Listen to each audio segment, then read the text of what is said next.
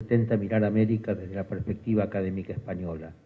Ello nos ayudó a entender los variados aspectos de la transculturación y nos posibilitó una red de relaciones intelectuales y de amistad que no solamente perduran, sino que nos han posibilitado continuar tareas académicas y de investigación conjunta.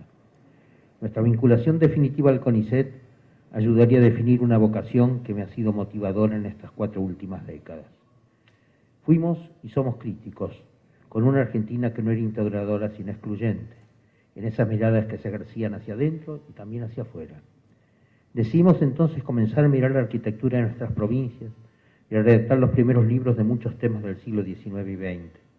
Nos propusimos investigar lo que no se había escrito, cubrir los temas sumidos en el anonimato, proyectar lo patrimonial desde lo histórico a lo cultural, de lo cultural a lo social, de lo social al patrimonio construido, del monumento al conjunto, del conjunto a los poblados, del poblado al centro histórico y de allí al paisaje cultural, a los itinerarios y al territorio, para mencionar simplemente todos los que no queda pendiente de hacer en nuestro país y en el continente.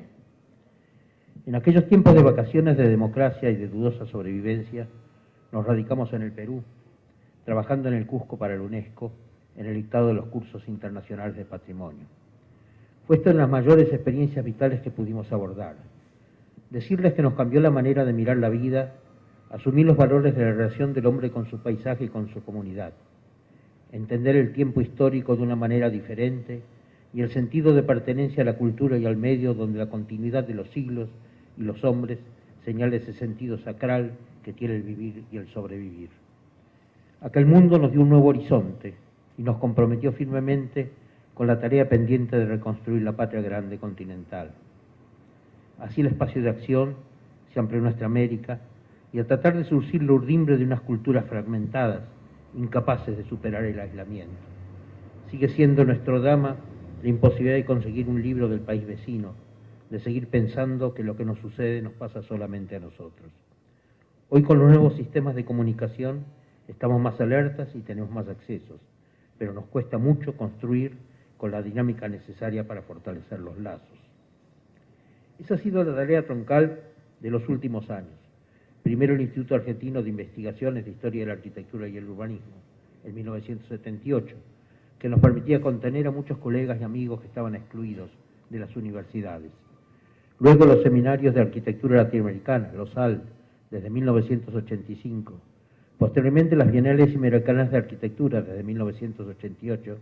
Y finalmente el Centro de Documentación de Arquitectura Latinoamericana, CEDODAL, desde 1995. Así se formó una vasta red de equipos que desde los distintos rincones del país y desde los extremos del continente, de México a la Patagonia, fueron consolidando nuevas instancias creadoras para valorar nuestra arquitectura y nuestro patrimonio. Buenos Aires fue el tema de nuestras reflexiones, insertada con sus peculiaridades en ese contexto americano en el cual solía plantear disonancias y admiraciones. Muchas veces he señalado nuestros dobles discursos porteños, del legítimo orgullo por nuestra ciudad cuando estamos fuera de ella y el descuidado comportamiento que tenemos con sus valores cuando vivimos en ella. También la admiración que se tiene por lo que se hace en otras ciudades del mundo, en el mundo primero, y la incapacidad para replicarlas en actitudes que puedan limitar nuestros intereses particulares. El bien común está muchas veces ausente, a pesar de los entrañables lazos de solidaridad que florecen en diversos barrios de nuestra ciudad. Ya se había percatado de esto Laín Entralgo en 1949 cuando decía: al porteño le gusta Buenos Aires, aunque con plena seguridad nos declare que casi todas las partes de la ciudad, tomadas una a una, le parecen feas o miméticas. Tal vez sea más preciso decir que al porteño le gusta ser de Buenos Aires. Ternura y poesía nostálgica, por lo que fue nuestro pasado perdido, el de un Buenos Aires mítico que debe compatibilizarse con el sueño de la ciudad futura. Esa ciudad real que derriba la memoria de los afectos pasados, esperando que renazcan en su hipotético porvenir.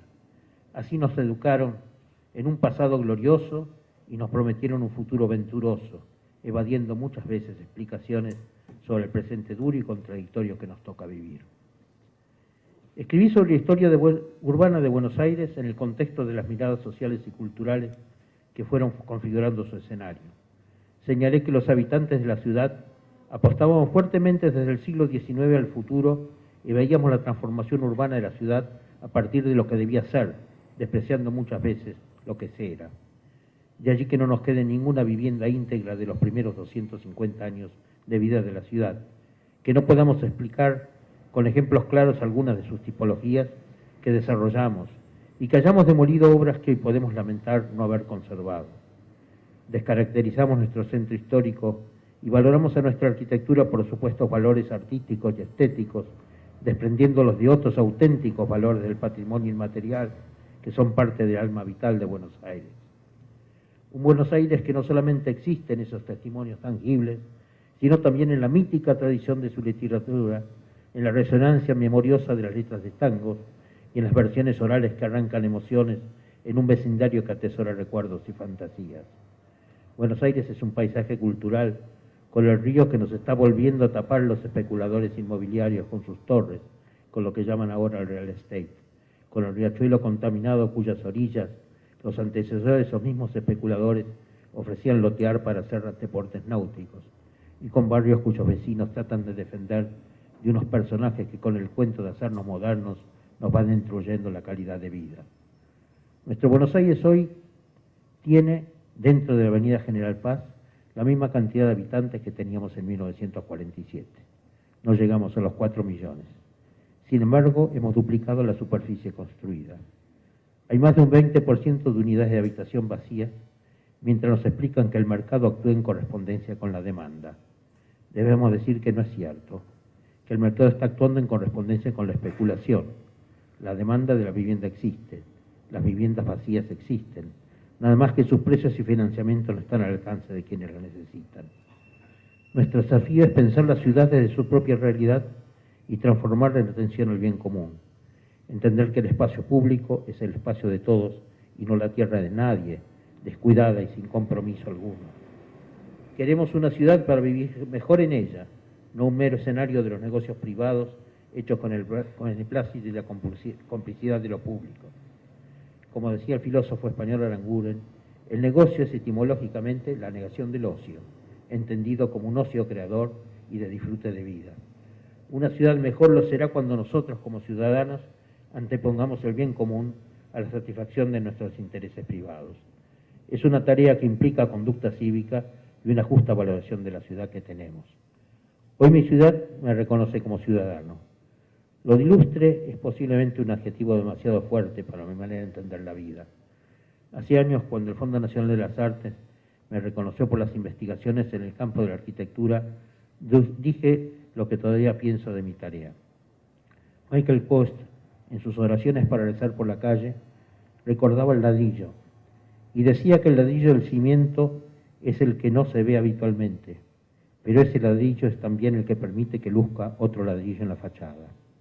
Siempre pensé que mi lugar era el ladrillo del cimiento, el que ayuda a construir, el que trata de que el muro de nuestra cultura no olvide sus raíces sumergidas, el que permitirá que otros puedan estar en la fachada cuando seamos capaces de ofrecer mejores respuestas a nuestras carencias sociales y potenciemos nuestros valores culturales. La vida me ha permitido tener lugares desde donde he podido servir de puente entre muchos amigos y colegas. Coherentemente en la creación de estas redes estaba la esperanza de una construcción superadora de aislamientos y que mediante los contactos aprendiésemos mejor a trabajar en equipo aún a la distancia. Era lo que habitualmente hacía con los 1000 kilómetros que mediaban desde Resistencia a Buenos Aires con grandes amigos, hoy definitivamente ausentes como Alberto de Paula, Federico Ortiz, Marina Weissman y Jorge Enrique Ardoy, entre otros. Trabajar en equipo ha sido la clave de lo que hemos podido hacer y algunos de los que siguen cerca nuestro llevan más de 30 años compartiendo iniciativas, investigaciones, fatigas y alegrías. Agradezco siempre la paciencia y comprensión que conmigo han tenido. Hoy, en el ocaso de la vida, a la que, como dijo Madonarbo, nada le debo y con ella estoy en paz, lo que nos queda son los equipos que he ayudado a armar. En primer lugar, mi familia, con Graciela y mis hijos, Martín, Rodrigo y Alejo, mis solidarios hermanos y mis compañeros cotidianos del CEDUAL encabezados por Patricia Méndez, que me acompañan en ideas y en entusiasmos. Además, la extensa legión de amigos y colaboradores que aceptan con un afectuoso sentido de pertenencia a nuestros proyectos. Su presencia solidaria me lleva a agradecer nuevamente a Dios esta última década de la vida que se me ha regalado y que me permite hoy estar junto a ustedes y sentirme siempre profundamente acompañado e ilusionado, seguir en el sendero que hace años la vida me ha ayudado a trazar, haciendo como Guía Machado, camino al andar. Muchas gracias.